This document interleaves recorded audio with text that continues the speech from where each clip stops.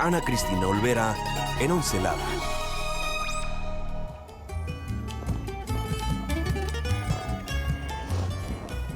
¿Puedes sentirlo? En México ya se huele la frescura de los pinos. Se puede ver el rojo brillante de las nochebuenas. Se puede sentir el sabor del ponche, de los romeritos, del pavo, todas esas tradiciones que inundan nuestros hogares en esta temporada. Hoy en Once Lab nos vinimos a 3,000 metros de altura a la alcaldía Tlalpan, a esta parte que se le conoce como el Ajusco, a las faldas del Pico del Águila, donde crecen algunos de los árboles que adornan nuestras casas y nos llevan parte de la naturaleza hasta nuestras familias. Queremos darte un recorrido por todos esos olores, sabores, texturas de esta tradición, pero que también está muy íntimamente ligada con nuestro patrimonio biológico y científico. ¿Sabías que México es uno de los centros muy importantes de las diferentes variedades de especies de pinos en todo el mundo? ¿O cómo es que la Nochebuena es parte de nuestro patrimonio biológico? ¿O plantas que consumimos desde épocas ancestrales, como los romeritos? Hoy en Once Lab, el Laboratorio de Ideas de Canal 11 y el Instituto Politécnico Nacional, queremos compartir contigo todo esto. Porque la época decembrina es tradición, es cultura, pero también es ciencia. Así que bienvenidos y bienvenidas a Once Lab desde esta montaña llena de pinos y de bosque.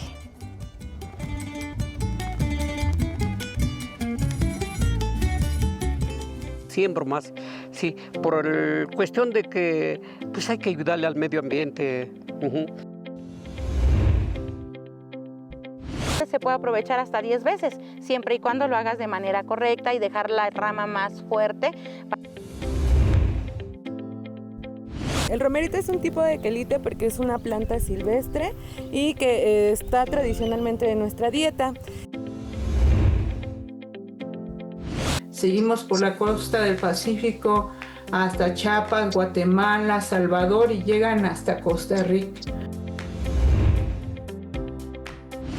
Por ejemplo, los encinos, el grupo es un género Quercus, que es uno de los más diversos en México.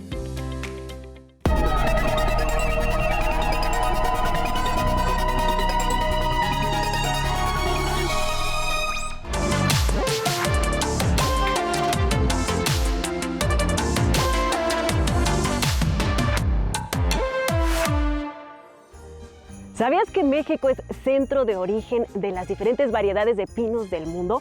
Aquí en nuestro país se pueden encontrar por lo menos 50 de las 100 especies que existen en todo el mundo. Esto se debe a la gran cantidad diversa de climas que tenemos en nuestro país. Aquí nada más en esta zona, por ejemplo, podemos observar por lo menos 4 especies diferentes de estos pinos. Y información como esta, que seguramente no sabías, queremos compartirte sobre todo la que está transformando tu futuro en ciencia y tecnología. Vamos a ver lo último de esta semana. Estos extraordinarios jardineros de la naturaleza reclaman poco a poco sus tierras al norte del país. Vuelve así el bisonte americano.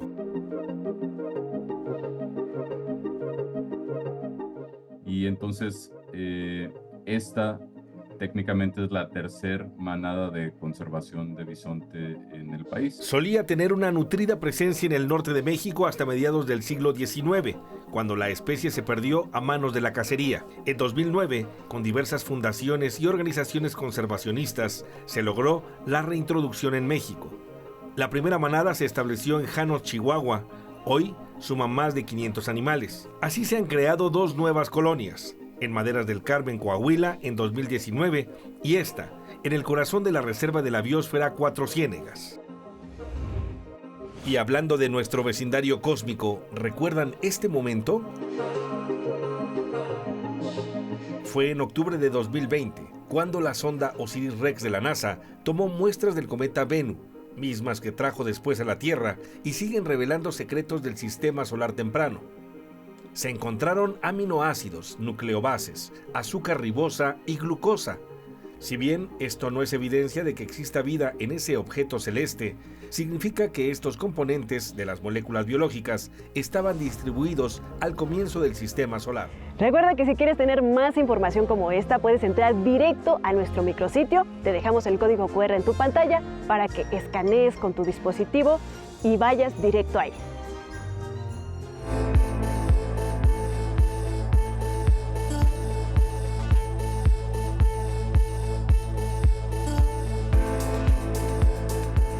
¿Sabías que más del 60% del territorio de la Ciudad de México no es asfalto y coches y segundos pisos, sino suelo de conservación, bosques como estos o zonas rurales donde se producen alimentos? También los que son emblemáticos de esta temporada y que incluso se consumen desde épocas prehispánicas. Hoy en 11 Lab Investiga, Itzel Gómez fue a investigar cómo se hace la producción de romeritos, uno de los platillos más históricos y emblemáticos de la época decembrina en nuestro país. Vamos a ver qué es lo que encontró. Un alimento que consumimos en estas épocas decembrina son los romeritos.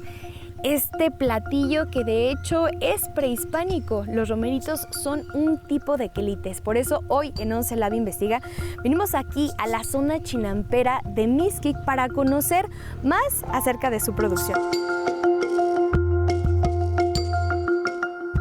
Y quien nos va a responder todas estas preguntas es la ingeniera agrónoma. Ella es Marjorie Dorado. Cuéntanos, Marjorie, ¿por qué el romerito es un tipo de quelite? El romerito es un tipo de quelite porque es una planta silvestre y que está tradicionalmente en nuestra dieta. En este caso, nuestros antepasados adoptaron esta semilla para que sea un cultivo comercial. Nos comentabas también hace rato que hace 10 años este terreno de 7,000 metros era ocioso y hoy es productivo, donde se cultiva el romero. Cuéntanos cómo pasó de ser ocioso a ser productivo. Consideramos que este suelo, por tener el potencial salino, podría ser un potencial para este cultivo. Por eso es que tenemos ahora este cultivo que es tradicionalmente o endémico de aquí de la región. ¿Y cuál sería también las amenazas que llegara a tener el romerito? En esta temporada de frío sería una de ellas las heladas. En este ciclo productivo han caído, pero muy leves. Y también el valor cultural que tiene, ¿no? Este vínculo que en varias épocas del año lo consumimos y en algunas regiones aquí como Mixquic también lo consumen. Es correcto. En temporada decembrina es cuando tenemos mayor producción, pero también la tenemos en temporada de Semana Santa. Ok. Y también el tipo de riego que se llega a utilizar, ¿consume mucha agua este cultivo? No, le llamamos riego por rodado o por inundación. Ellos lo que hacen es en sus melgas, en sus cuadros, tiene que llegar, bueno, ahora sí que como su nombre lo dice, se inunda y por medio de ello se filtra el agua. Este es el tipo de riego que ellos tienen para tratar de no desperdiciar tanta agua. Y alguna invitación también para quienes nos están viendo de por qué consumir romero y entender todo este proceso que hay detrás para poder del romero llegar a nuestra mesa y consumirlo. Pues prácticamente el trabajo que los productores realizan en campo, desde que ellos siembran por técnica de boleo, por ejemplo, hasta que ellos cosechan. En el caso de la cosecha, pues digamos que es un poquito, un arte, digamos, el cosechar, porque no cualquier persona lo puede hacer. De acuerdo. Pues muchísimas gracias, Marjorie, y regreso contigo, Ana Cristina. Gracias, Itzel. Queremos saber cuáles son tus platillos favoritos de esta temporada y que además se han heredado con la tradición en nuestras familias mexicanas. Te dejamos un código QR para que vayas y nos cuentes ahí. Y seguimos en 11 Lab.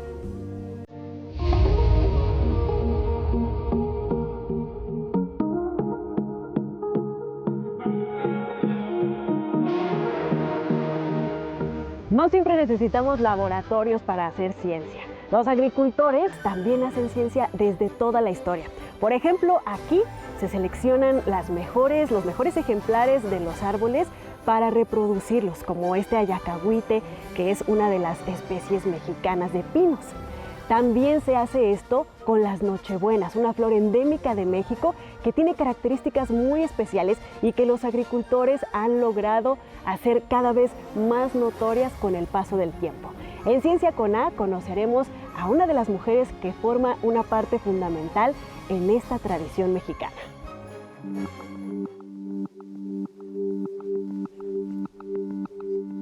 Las imágenes de las Nochebuenas se nos agolpan en la memoria. En buena parte de los hogares, esta flor de hermosas y grandes hojas rojas llena los espacios y nuestra vista. Aparece en la historia desde la época prehispánica, cuando se usaba para simbolizar la pureza y la nueva vida que obtenían los guerreros muertos en batallas. Incluso se describe en la Historia General de las Cosas de la Nueva España en el libro de Bernardino de Sahagún. ¿Sabes de dónde son originarias las Nochebuenas en estado silvestre? Desde Durango, por la costa del Pacífico, suben por la cuenca del Balsas hasta Morelos, seguimos por la costa del Pacífico hasta Chiapas, Guatemala, Salvador y llegan hasta Costa Rica. Sí, esas plantas que son símbolo floral mundial de las fiestas decembrinas son originarias de los trópicos. Probablemente en tu casa has visto una de estas plantas en vísperas de la Navidad y esa maceta proviene de un invernadero, pero en la vida silvestre las nochebuenas no son precisamente como las conoces. Si nosotros vemos una planta silvestre puede llegar a medir hasta 10 metros. En general, en promedio están como en 6 metros. Entonces es un arbusto donde tiene muchas tallitos desde la base, varias ramificaciones y al final tienen una flor sencilla con unas cuantas brácteas o hojitas rojas. El trabajo de Laura Trejo es crucial, pues construye una base de conocimiento sobre una planta ornamental y tiene varios fines: el mejoramiento, identificar sustancias para usos medicinales y la conservación. Ella pone su conocimiento a disposición de las y los mexicanos. Nosotros no podemos ni queremos dar nuestros recursos, pero están disponibles para los mexicanos, ¿no? Para las personas y las empresas mexicanas. Así que en estas fiestas decembrinas no dejemos de celebrar la presencia de la también llamada Cuetlazóchitl, porque si no lo sabías, ella es tan importante que hasta tiene un día nacional el 8 de diciembre. Oncelab, María Fernanda Chávez del Río.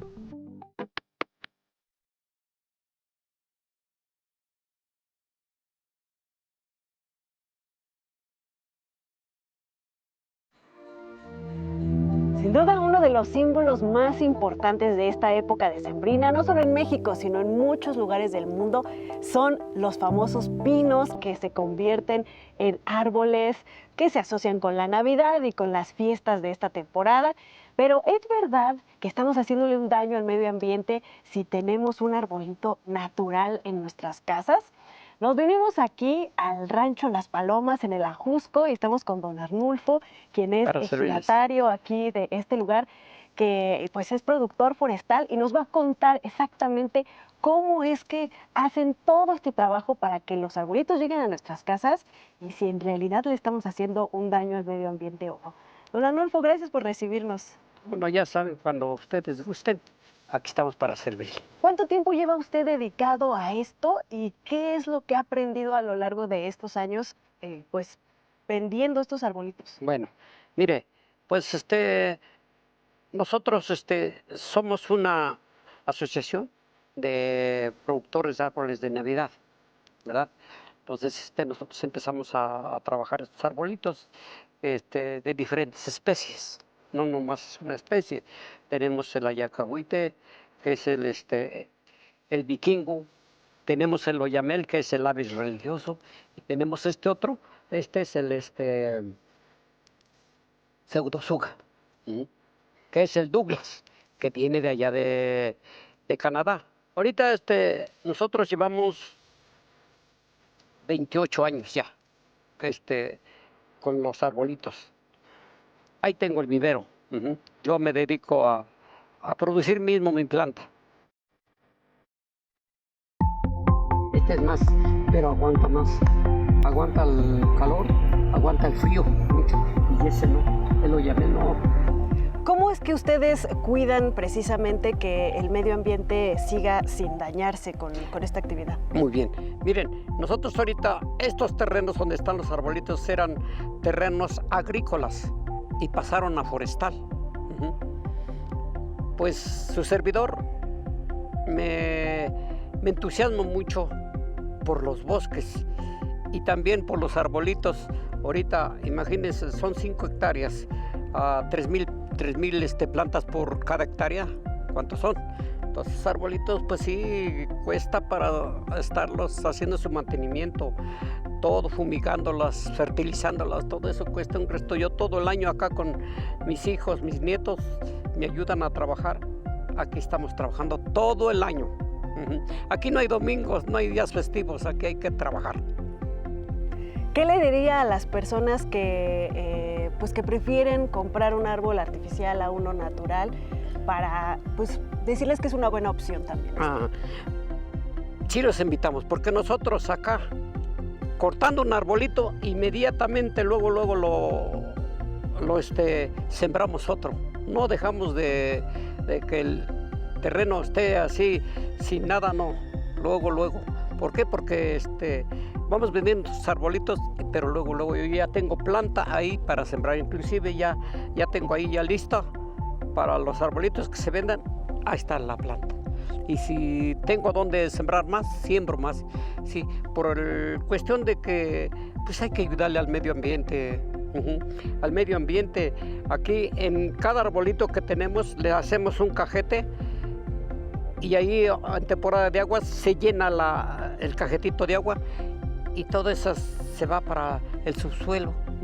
Entonces aquí en el cerro que tenemos acá de la Jusco, ese es de agua. Y aquí hay muchos ríos subterráneos que llegan a la gran ciudad, allá a la Ciudad de México.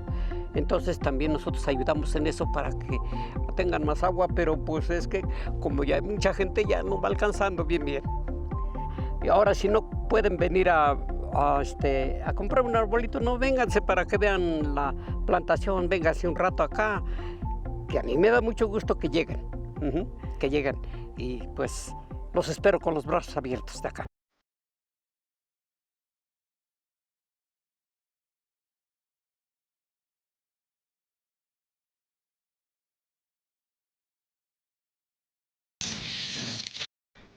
La verdad está muy padre buscar el árbol, cuál es el bonito para la casa y todo. Y ya luego, pues, la experiencia de subirlo y así te une con la familia y todo. Respetan mucho a los árboles, a la naturaleza y sí son muy cuidadosos de la siembra. De hecho, cada año veníamos y veíamos arbolitos bebés que han crecido mucho.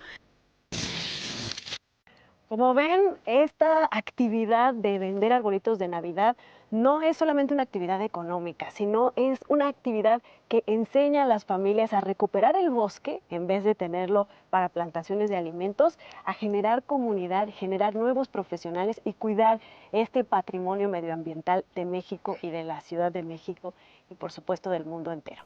Seguimos en 11 Lab.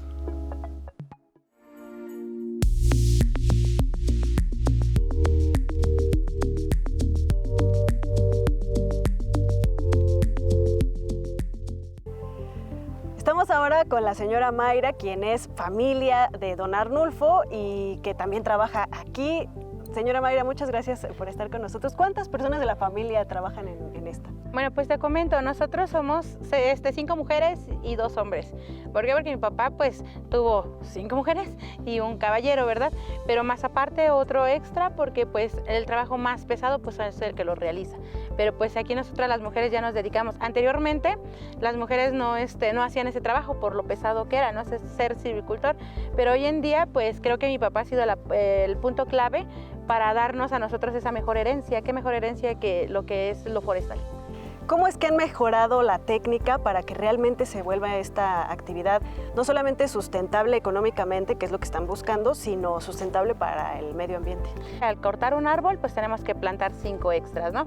Pero eso no es suficiente, más sin embargo nos dimos cuenta que debajo de nosotros pues pasan mantos acuíferos, ¿no? Y los árboles son los encargados de recargar los mantos acuíferos. Por muchos cursos que ya tomamos, pues nos dimos cuenta que ahora vamos a reforestarlos. ¿Cómo reforestarlos? Pues cortarles gran parte del árbol y dejarnos una ramita o 2 ramitas para que de ahí nazca un nuevo árbol. Entonces, como tal, no se taló, se reforestó, se busca perseverar más la zona verde, porque no por eso de que ya reforestamos ese árbol no vamos a sembrar los 5, porque lejano de que nos dan la felicidad del día de Navidad, pues también son los encargados de producirnos oxígeno y hacer la mentada fotosíntesis para evitar este efecto invernadero. Claro, somos muy pocos ya las zonas forestales que no nos damos abasto, pero se trata de hacer ese cambio. ¿Cuántas veces se puede aprovechar ese arbolito con esta técnica? Pues con la técnica que te digo que se llama unilateral, que es con una rama únicamente, si se aplica correctamente se puede aprovechar hasta 10 veces, siempre y cuando lo hagas de manera correcta y dejar la rama más fuerte, para que esa es la que nos va a dar la posibilidad de tener un árbol más grande, sano y fuerte. Mayra, y además tratan de aprovechar otros productos que da este arbolito. Cuéntanos. Exactamente, mira, estas artesanías que tienes aquí son realizadas por medio del árbol Montezuma, otra variable que tenemos aquí. También es similar al arbolito peludito que está acá atrás. Con las acículas, las hojitas que desprende, pues tratamos de hacer las artesanías principalmente para ya erradicar todos esos plásticos que al final de cuentas pues vienen de una industria, ¿no? No solamente nos preocupamos nosotros en cuestión de nuestra venta, sino también cómo erradicar la mayor cantidad de plásticos. Precisamente por eso, mira, te llevas un árbol natural a tu casa, lo ocupas el tiempo que sea necesario, que tú creas, porque hay unos que terminan la Navidad hasta marzo, ¿no? Unos que nada más en enero, pero en el tiempo que tú creas, me lo traes de regreso, yo te doy una plantulita, la plantas en el orificio donde tú quitaste el árbol, aún así haya sido reforestado, y me traes tu árbol que ya utilizaste. ¿Para qué? Para que nosotros realicemos con él lo que es la trituración y hacer también la composta. Junto con eso, pues la lombricomposta, compuesto con los abonos de borrego, que es el que nos da mayor fertilización y enraizamiento, y todo va al mismo día pues al piso. Pues tarda en biodegradarse, literalmente tarda un mes, y si tú compras un árbol de lo que es artificial tarda 250 años en biodegradarse, más aparte el impacto que hace por las empresas que lo elaboraron, ¿no? Y la parte más fundamental y la que nos gusta, ¿no? Que vienes y nos dejas una derrama económica significativa, porque con eso nosotros nos encargamos a darle el mantenimiento a todas estas áreas, y también pues con eso vivimos varias familias.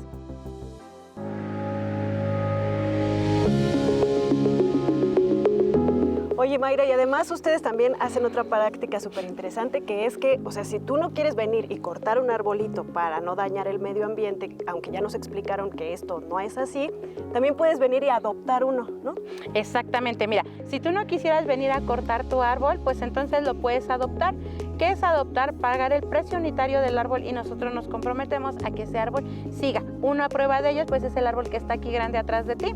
Ese tiene adoptado, bueno, tiene su padrino, decimos nosotros, ya lleva con él 10 años y viene a darle su vuelta consecutivamente cada año. Gracias, seguimos.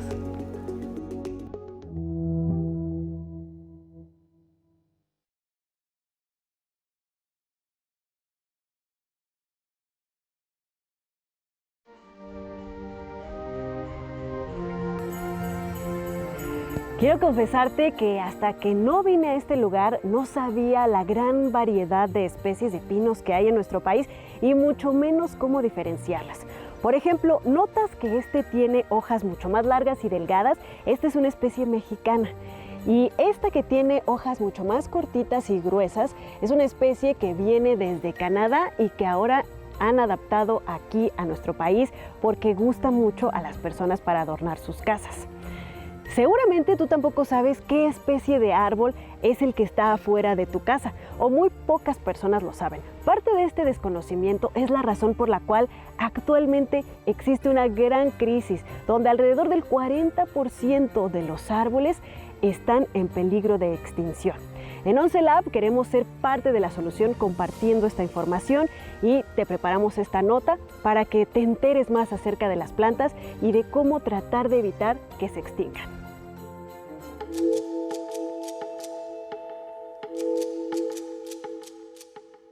Son más que un elemento decorativo. Son aliados de la vida, de insectos, aves y otras especies que se cobijan bajo su dosel. Son fuente de frescura y oxígeno. Para México, los árboles representan un patrimonio natural fundamental que desafortunadamente está en riesgo. Lo resienten sin duda las especies endémicas o únicas del país. Por cierto, ¿cuántas conoces? México es centro de origen de los pinos y también de otras variedades como los robustos ahuehuetes. El más conocido es el árbol del tule, la emblemática ceiba maya y los encinos. Como el mamey, Puteria zapota, pueden ser simbólicos, que son muy mexicanos. Por ejemplo, los encinos, el grupo es un género Quercus, que es uno de los más diversos en México, que tiene 122 especies arbóreas en México. Sorprende saber que de las 3.000 especies de árboles descritas en México, casi la mitad son endémicas. También hace levantar la ceja que 60% de estas últimas se encuentran en algún tipo de riesgo, de acuerdo con una evaluación reciente del Instituto de Ecología y la Unión Internacional para la Conservación de la Naturaleza. Advierte que se debe poner especial atención en 160 especies en peligro crítico. Existen especies endémicas que están conocidos por unos pocos árboles solamente, hasta especies que sí en México pueden estar más ampliamente distribuidos. El 60% es para estas especies endémicas que en sí es un grupo ya más vulnerable de los árboles. A nivel Mesoamérica se han estimado como más de 40% amenazados, que también es muy alto. Gran parte de estas amenazas obedece al avance de la huella humana, que ha transformado los ecosistemas con campos de cultivo, caminos y poblados, ciudades. Otros riesgos son la sobreexplotación y la extracción ilegal de madera. Hay incluso retos conceptuales. ¿Qué entendemos bajo un árbol? No existe una definición estándar en todo el mundo. En general, la definición para niños es una planta en la cual uno se puede subir. Entonces esto ya nos indica que generalmente hay un tronco leñoso que tiene cierta altura. Es necesario que continúen los estudios sobre estos imponentes organismos y así avanzar en su conocimiento y conservación. 11 Lab, Rafael Guadarrama. Hoy en 11 Lab aprendimos que México es centro de origen de 50 de las 100 especies de pinos que hay en el mundo. Y aquí en el Ajusco, en el Rancho Las Palomas, se conservan 3 especies mexicanas: el oyamel, el ayacahuite y el cedro blanco, y una que viene desde Canadá y que con el acompañamiento de la CONAFOR también se ha adaptado a estas tierras, que es el pseudotsuga. También aprendimos que la tradición se une con la ciencia a la hora de mejorar el cultivo de uno de los emblemas de la temporada en México, la Nochebuena. Y aprendimos que México y la Ciudad de México es el centro de donde salen también los sabores de la temporada, como los romeritos, que se cultivan aquí en la Ciudad de México y que se consumen desde épocas prehispánicas. Pero lo más importante que aprendimos es que para recuperar el equilibrio entre una sociedad sana, económicamente funcional y un medio ambiente también sano, se puede hacer una mezcla y hacer negocios sustentables en donde el medio ambiente no se vea tan afectado por la producción de las familias que la aprovechan. Lo que también queremos es que tú aprendas con nosotros, así que te invitamos a que vayas a nuestro micrositio para que consultes mucha más información y que vengas con nosotros al siguiente viaje de 11 Lab, el Laboratorio de Ideas de Canal 11 y el Instituto Politécnico Nacional. Hasta la próxima.